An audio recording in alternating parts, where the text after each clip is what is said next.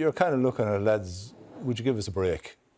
You know, there was no vetting done of this candidate.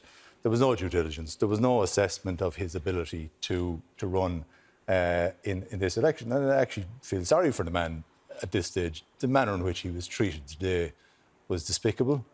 The way in which he was repeatedly thrown under the bus by Jack Chambers early this morning, Micheál Martin this evening, was quite unedifying.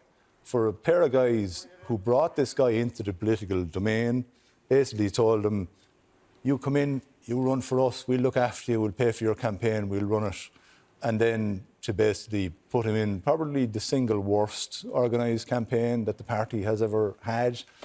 No director of elections involved. But he's been ultimately undone by something of his own making, though, hasn't he? He has, but I mean, ultimately, he has had a lot of accomplishments in his life. He's an impressive CV, but I don't think the CV necessarily matches the job that was on offer here.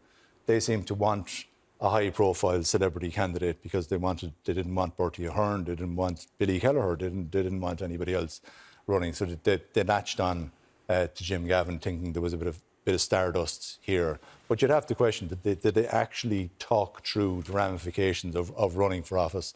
Did they actually go through policy positions, the extremes that he would have to go through in order to get elected?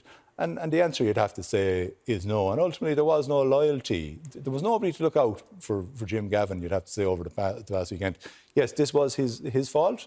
These were his actions. He has to take responsibility for them. He still has to do so.